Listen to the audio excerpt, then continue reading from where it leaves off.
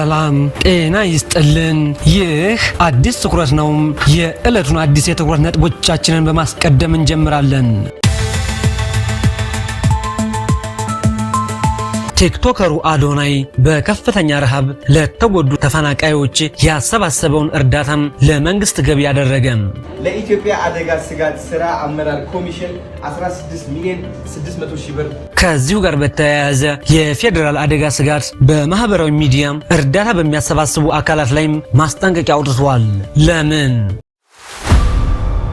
የፌዴራል መንግስት በማህበራዊ ሚዲያ የሚደረገውን የድጋፍ ማሰባሰብ ሲያግድ ህወሓት በበኩሉም ለተፈናቃዮች የተሰበሰበውን እርዳታም ገቢ እንዲደረግለት ጠይቋል። ጉዳዩን በተመለከተም በዝርዝር እናቀርብላችኋለን። የባለ ሀብቱ አቶ ወርቁ አይተነው እናም የእርዳታ ድርጅቱ አግማስ ኢትዮጵያም እንዲሁም የኡስታዝ አቡበከር አህመድ ውዝግብ ከእርዳታ ለመቀበሉ በስተጀርባም ያለውን ጉዳይ እናደርሳችኋለን።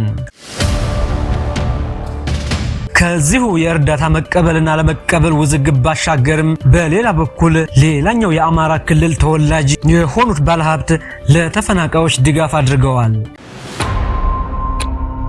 ሁሉንም የትኩረት ነጥቦቻችን በዝርዝር እናቀርብላችኋለን። ቻናላችንን ላይክ እና ሰብስክራይብ እንድታደርጉም በአክብሮት እንጠይቃለን።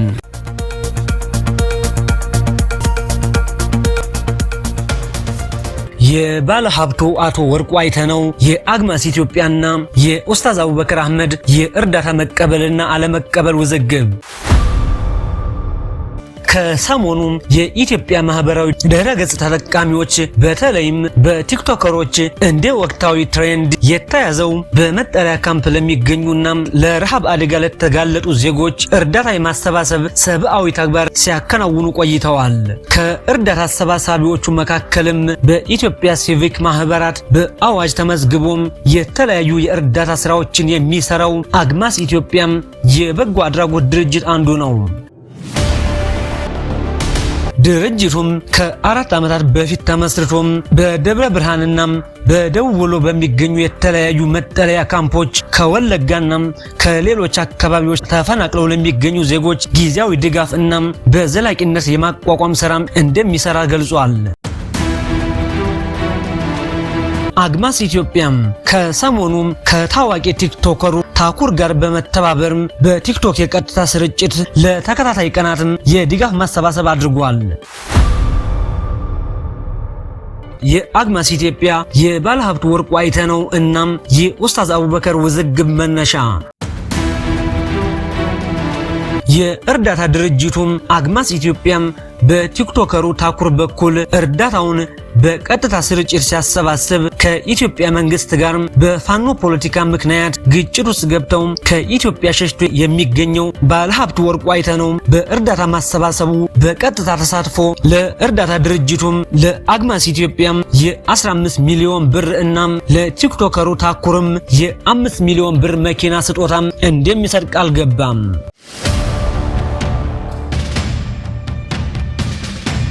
የአግማስ ኢትዮጵያ የህልውና ውሳኔ በአማራ ክልል የትጥቅ ትግል እያደረገ ያለው እና ከመንግስት ጋር የቀጥተኛ ጦርነት የገቡት የፋኖ ኃይሎች ዋና ደጋፊ ስፖንሰር የሆነው ባለሀብቱ ወርቁ አይተነው በኢትዮጵያ መንግስት በጥብቅ ከሚፈለጉት ውስጥ አንዱ በመሆኑ ድርጅቱ የባለሀብቱን ድጋፍ ቢቀበል በመንግስት በኩል ሊደርስበት የሚችለውን ጫናና እግድ በመስጋት ወይም የባለሀብቱ ድጋፍ ከመንግስት ጋር ግጭት ለማስገባት የታቀደ ነው ብሎ በማሰብ የባለሀብቱን ድጋፍ ፖለቲካዊ ነው። አግማስ ኢትዮጵያ የእርዳታ ድርጅት ከዘር ከሃይማኖትና ከፖለቲካ ገለልተኛ የሆነ የእርዳታ ድርጅት መሆኑን በመግለጽ እርዳታውን እንደማይቀበል በመግለጫ አስታወቀም። ኡስታዝ አቡበከር አህመድና የአግማስ ኢትዮጵያ ግንኙነት ኡስታዝ አቡበከር የአግማስ ኢትዮጵያ መስራች ወይም የድርጅቱ መሪ እንዲሁም የድርጅቱ ውሳኔ ሰጪ አካላት ከሚባሉት ውስጥ አይደለም። ነገር ግን አግማስ ኢትዮጵያም በርካታ የእርዳታ ድርጅቶች እንደሚያደርጉት ሁሉ ኡስታዝ አቡበከርን የድርጅቱ የበላይ ጠባቂ አምባሳደር አድርጎታል። በመሆኑም የአግማስ ኢትዮጵያ የበጎ አድራጎት ድርጅት የበላይ ጠባቂና አምባሳደር የሆነው ኡስታዝ አቡበከር የድርጅቱን ውሳኔና የተለያዩ ማስታወቂያዎችን የማስተላለፍ ኃላፊነቱን በመወጣት የድርጅቱን የባለ ሀብቱን ድጋፍ አለመቀበል መግለጫም በማህበራዊ ገጹ በመለጠፍ አጋራም። የተቃውሞና የድጋፍ ነጥቦች ይህንን የባለ ሀብቱን ድጋፍ ማድረግና የድርጅቱን ድጋፍ አለመቀበል እንዲሁም የኡስታዝ አቡበከርን የአግማስ ኢትዮጵያ መግለጫ ማጋራትን ተከትሎም በሁለቱም በኩል በርካቶች ድጋፍና ተቃውሞ አድርገዋል። በዚህም የተነሳም ሰብአዊ እርዳታና ድጋፍ ከየትኛውም ወገን ቢሆን ለተጎጂዎች ሲባል መቀበል ግዴታ ነው፣ ሰብአዊ እርዳታ መስጠት እንዴት ፖለቲካ ይሆናል በማለት በአግማስ ኢትዮጵያና በኡስታዝ አቡበከር ላይም ተቃውሞ ሲያሰሙ፣ በሌላ በኩል ደግሞ ድጋፍ ሰጪ ባለ ሀብቱ ወርቁ አይተነው በአማራ ክልል በመንግስት ላይ ነፍጥ ያነሳው የፋኖ ዋና ደጋፊና የጀርባ አጥንት በመሆኑ ከመንግስት ጋር ከፍተኛ ግጭት ውስጥ ገብቶ በከፍተኛ ደረጃ የሚፈለግ በመሆኑ ከሀገር ሸሽቶ የሚኖረው ባለ ሀብቱም ከመንግስት ጋር ከፍተኛና የመረረና የከረረ የፖለቲካ ግጭት በመግባቱ በግልጽ በአደባባይ እንዴት ድጋፍ ያደርጋል? ድርጅቱን ከመንግስት ጋር ግጭት ውስጥ በማስገባት ድርጅቱ እንዲሰረዝ አስቦ ነው በማለት ጥያቄን ጠይቀዋል። ከዚህ በተጨማሪም ባለ ሀብቱም በትክክል ተፈናቃዮችን የመርዳት ፍላጎት ካለው ለምን በውስጥ እርዳታውን አላደረገም? ኡስታዝ አቡበከር የድርጅቱ መሪ እናም ውሳኔ ሰጭ ሳይሆን የድርጅቱን ውሳኔ በአምባሳደርነቱ በማጋራቱ እርሱ የወሰነው በማስመሰል ተቃውሞና ትችት ማድረግ ተገቢ አይደለም በማለት ጥያቄዎችን አንስተዋል። ከዚሁ ከተፈናቃዮች እርዳታ ጋር በተያያዘም የአማራ ክልል ተወላጁ እናም ከመንግስት ጋር ጥሩ ግንኙነት አላቸው የሚባለው ባለሀብቱ አቶ በላይነህ ክንዴም በደብረ ብርሃን መጠለያ ካምፕ ለሚገኙ ተፈናቃዮች በዛሬው ዕለት እርዳታ ማድረጋቸውም ታውቋል።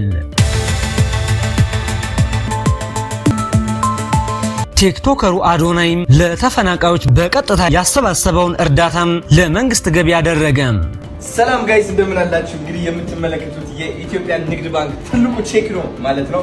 ለኢትዮጵያ አደጋ ስጋት ስራ አመራር ኮሚሽን 16 ሚሊዮን 600 ሺህ ብር ልናስረክብ ነው። ከሰሞኑም በሰሜኑ ጦርነት ከተለያዩ ቦታዎች ተፈናቅለው በትግራይ ክልል የተለያዩ መጠለያ ካምፖች ለሚገኙ ተፈናቃዮች ቲክቶከሮቹም በዘመቻ መልኩ ለተከታታይ ቀናት የድጋፍ ማሰባሰብ አድርገዋል።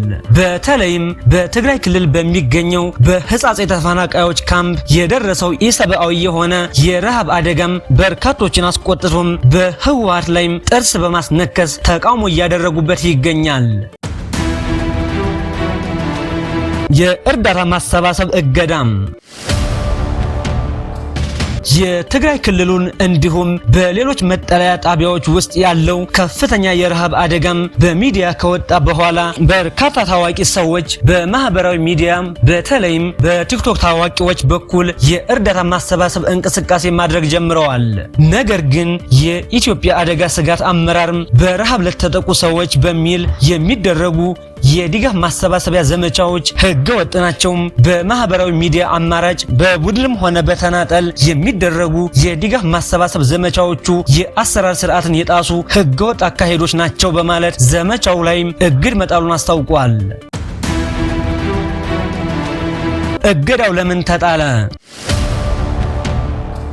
የኢትዮጵያ አደጋ ስጋት አመራር ለትግራይ ክልል ተፈናቃዮች የሚሆን ከጥር 2017 እስከ አሁኑ ታህሳስ 2018 ድረስ ባሉት ተከታታይም አንድ ዓመት በተቃረቡ 11 ወራት ውስጥ በአጠቃላይ 2 ሚሊዮን ኩንታል በገንዘብ ሲተመን 32 ቢሊዮን ብር የሚገመት ሰብአዊ ድጋፍ ማሰራጨቱን ገልጿል።